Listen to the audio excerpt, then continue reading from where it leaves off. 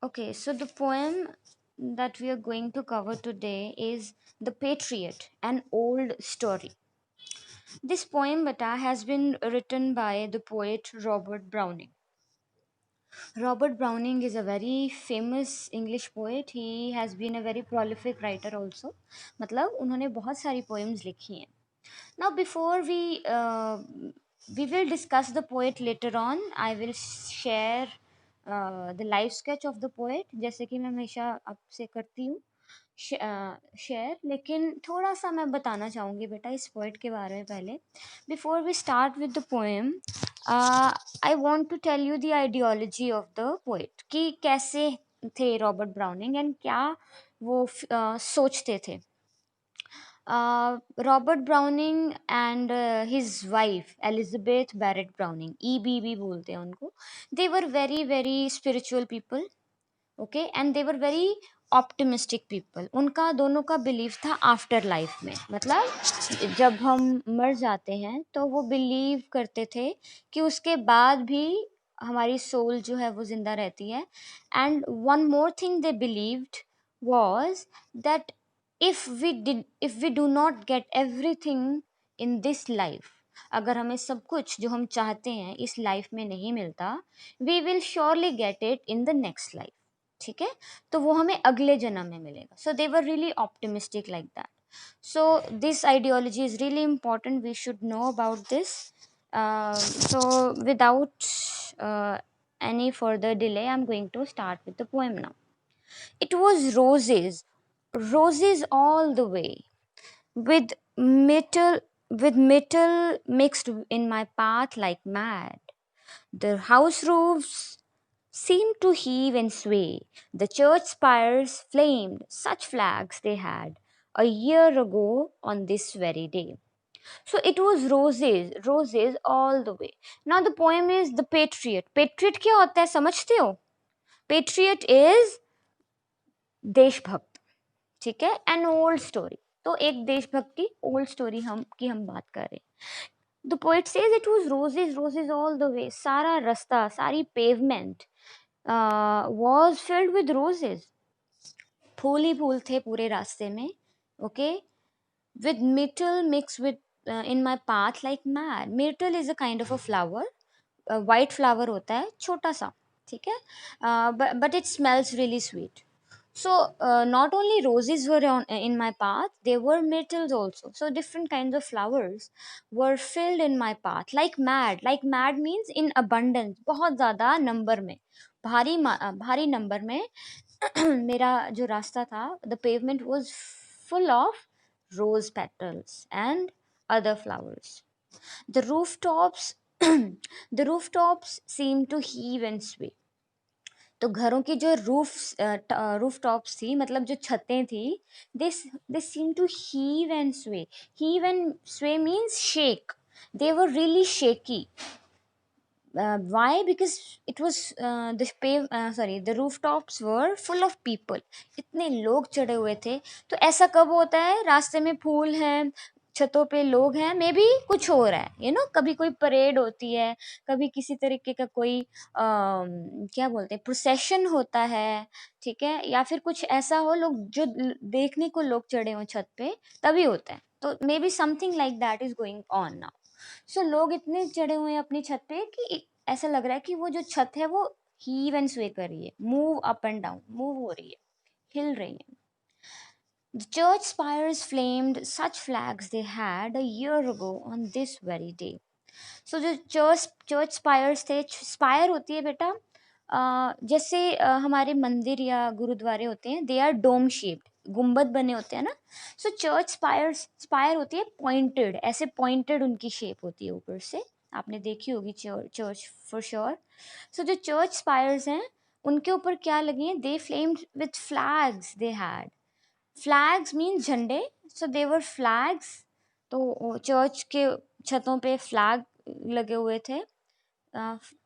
Such flags they had, मतलब so many flags they had. कब की बात है ये? All this happened a year ago. एक साल पहले की बात है. सो एक साल पहले की बात है. The patriots tells us that सड़कों पे फूल थे, and people had filled their rooftops, and churches were full of flags on their roofs. Why all this decoration? Let us read on. The air broke into a mist with bells. The old walls rocked with the crowd and cries. Had I said, good folk, mere noise repels, but give me your son from yonder skies? They had answered, and afterwards, what else? Now, the second stanza of the poem tells the story from uh, there. The air broke into a mist with bells. ये तभी की बात बता रहा है poet. और क्या हुआ? The air broke into a mist with bells. Bells घंटियां. इतनी घंटियां बज रही थी. सिर्फ फूल और डेकोरेशन नहीं है, इतना शोर है. People are ringing bells because they are celebrating something. Air broke into a mist. Air broke, air आपको पता है हवा. ब्रोक इनटू अ मिस्ट मतलब मिस्ट होता है, मिस्टी इज अनक्लियर. मतलब अब हवा भी धुंधली हो गई, मतलब कुछ सुनाई नहीं दे रहा है, सिर्फ बेल्स की आवाज सुन रही है. ब्रोक इनटू अ मिस्ट मतलब the bells produce so much of vibration. इतनी ज्यादा वाइब्रेशन उन्होंने प्रोड्यूस की. जब बेल बजाते हैं आपको पता है कैसा साउंड आता है, तो इतनी सारी जब बेल्स बज रही हैं तो सब ऐसा वाइब्रेट हो रहा है, अनक्लियर सा दिख रहा है. The old walls rocked with crowds and cries. इतनी ज्यादा लोगों की भीड़ है वहां पे कि घरों की जो छतें हैं ना, या फिर जो पुरानी जो दीवारें हैं, दे रॉक्ड. रॉक मीन्स शुक. शुक क्या होता है? शेक का सेकंड फॉर्म. तो शेक कर रही हैं, हिल रही हैं, क्योंकि इतनी ज्यादा क्राउड है उन वॉल्स के पास. इतनी ज्यादा क्राइज है, चिल्ला रहे हैं लोग. Had I said good folk, mere noise repels.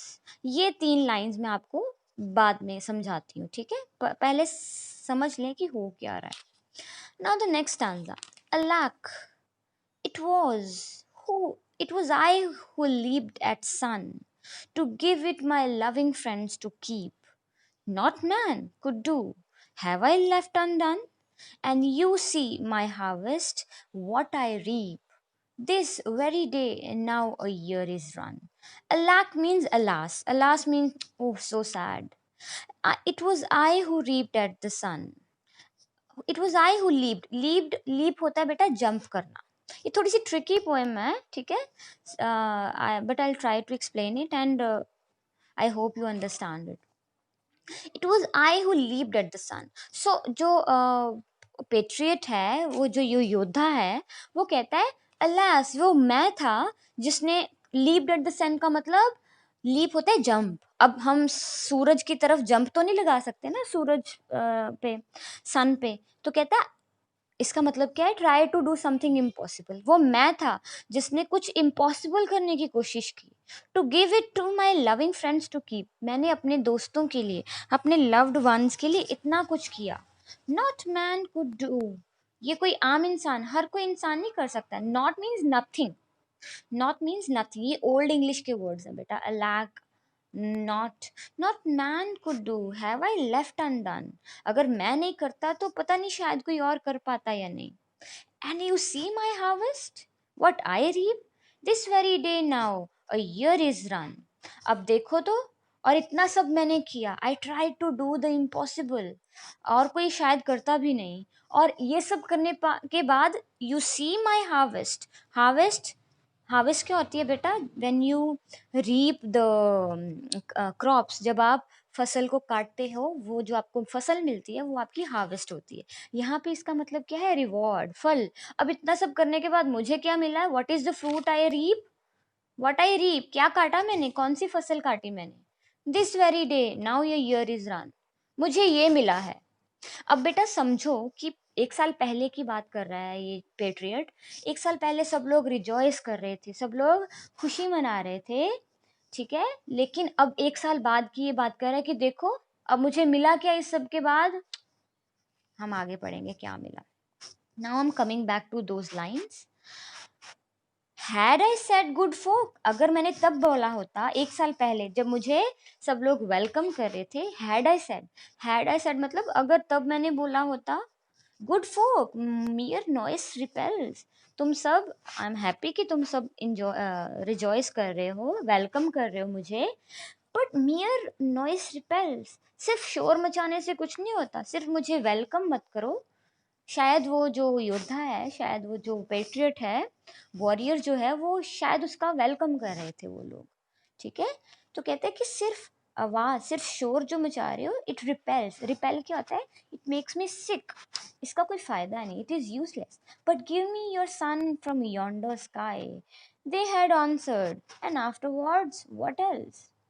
सो अगर मैंने तब बोला होता कि सिर्फ शोर मत करो, give me your yonder sky, give me the sun from yonder sky, इसका मतलब कि इन डिस्टेंस सिर्फ शोर मत करो, you also do something, you also do something, and they had answered, तो उन्होंने कहा, क्या कहा होता, and afterward what else, and afterward what else, कि we are welcoming you, we are doing so much for you, what else we can do for you, हम और क्या कर सकते हैं तुम्हारे लिए।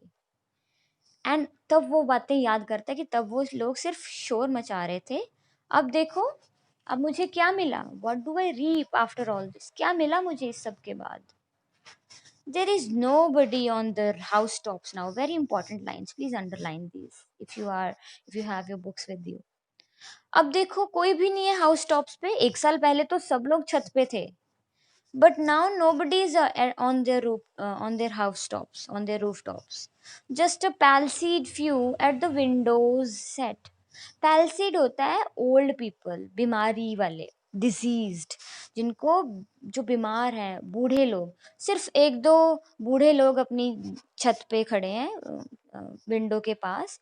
For the best of the sight is all allow at the shambles gate, or better yet by the very scaffold's foot I trow। this stanza is very important। कहते हैं 1 साल पहले तो लोग बड़ा रिजॉइस कर रहे थे, अब कोई भी नहीं है, nobody is there actually, only a few people, वो भी कुछ बूढ़े लोग हैं, ठीक है। And for the best of the sight is all allow, अब इसके अलावा बेस्ट ऑफ द साइट, ज्यादा से ज्यादा क्या दिख रहा है मुझे, all allow I declare at the shambles gate. Shambles बेटा होती हैं, वेरी इंपॉर्टेंट, अंडरलाइन करो, अ प्लेस ऑफ किलिंग। पहले पहले क्या करते थे, पब्लिक एग्जीक्यूशन हुआ करती थी, लोगों को पब्लिकली मार दिया जाता था, तो shambles gate is a place of killing, a place of execution. तो सब लोगों को बुलाया गया है कहाँ पे, at the shambles gate, the place of killing, वहां पे सब लोग जा रहे हैं। और better yet by the very scaffolds foot, क्योंकि वो लोग जब जो पहले रिजॉइस कर रहे थे 1 साल पहले, वो सब कहाँ हैं, शैम्बल्स गेट पहुंचे हुए हैं, bye the very scaffolds foot. Scaffold होती है बेटा बेसिकली अ वुडन प्लेटफॉर्म, एक प्लेटफॉर्म होता है जहाँ पे क्रिमिनल जो होते हैं, दोषी जो होते हैं, उनको एग्जीक्यूट किया जाता है, जिनको मारा जाता है, स्कैफोल्ड।